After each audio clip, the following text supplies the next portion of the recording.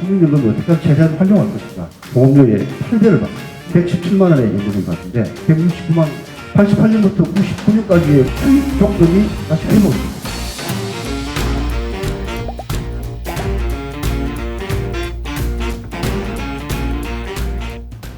오늘 통계청에서 국민연금과 관련된 중요한 국민연금 영향을 미치는 중요한 팁을 발표했습니다. 그게 뭐냐면 100년 후에 장래 우리 대한민국의 인구가 어떻게 될지에 대해서 장래 인구 추계를 발표했습니다. 그래서 굉장히 급격한 인구 변동이 예상되어 있고 저한테 사전 질문을 보내셨던 그 독자님 중에서도 보면 우리가 이 연금을 받을 수 있을지에 대한 걱정을 하십니다. 아마 그런 걱정이 아마 지금 계속 나오고 있는 인구 문제일 것 같습니다.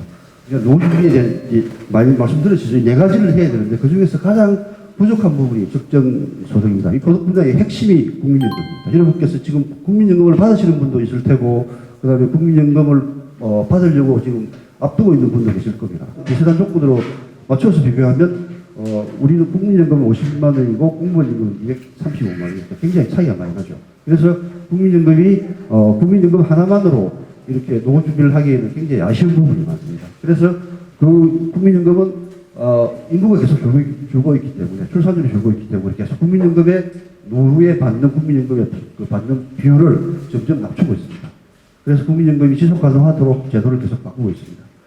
지금까지는 국민연금에 대한 간략한 제도 설명이고요. 이제는 어떻게 하면 여러분들께서 관심이 많은 국민연금을 어떻게 하면 최대한 활용할 것인가.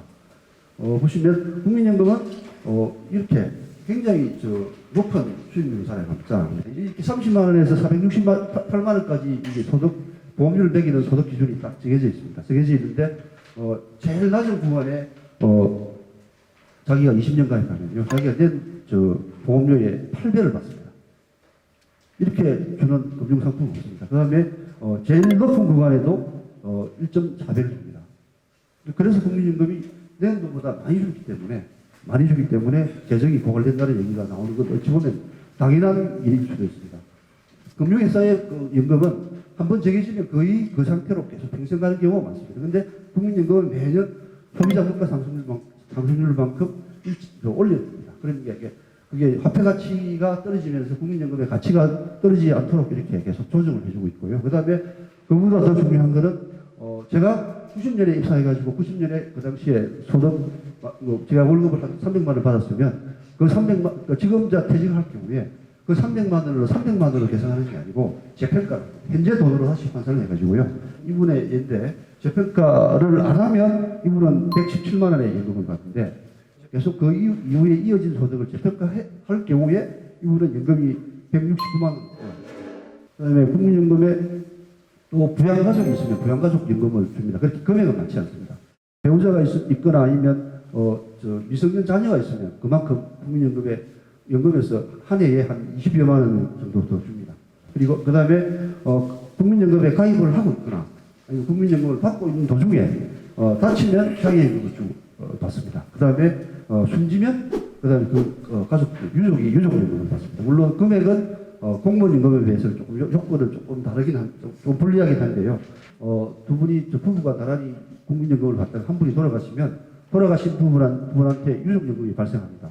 유족연금하고 본인이 받는 연금하고 두 개가 겹치면 둘 다 주지는 않습니다. 국민연금은 어쨌든 최대한 가입 기간을 길게 해야 유리합니다. 40년 가입할 수 있으면 가입하는 게 가장 좋고요. 그리고 요즘 부모들이 이 국민연금의 장점을 알기 때문에 만 18세가 되면 자녀들의 국민연금을 들어주는 경우가 있습니다. 60세 이후에도 계속 가입할 수 있습니다. 이미 계속 가입이라고 합니다.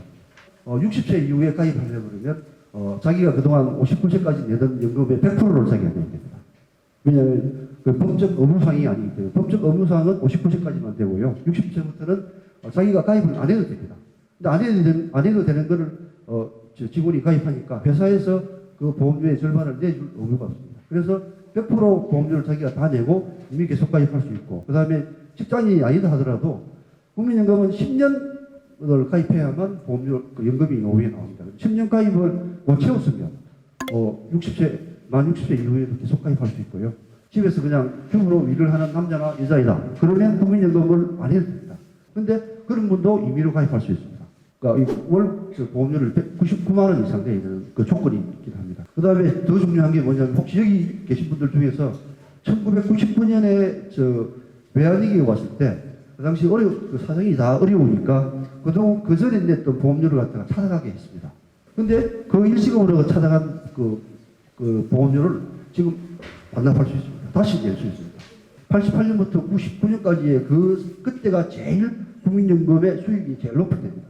근데 99년 이전에 자기가 찾아간 돈을 물론 이자는 내야 됩니다. 법정 이자는 내야 되는데 이자를 붙여서 지금 반납을 하면 그 수익 조건이 99년 이전 걸로 또 다시 회복이 됩니다. 90년대는 이 소득 대체율이라는 게 70%, 지금은 굉장히 아까 점점 낮아지게 돼 있고 올해는 34.5까지 떨어졌습니다. 그래서 반납하지 않으신 분 같으면 이 반납 제도를 활용하시는 게 좋고요. 이 반납 제도를 활용하시는 분이 연간 한 10만 명 정도로 계속 이렇게 유지되고 있습니다.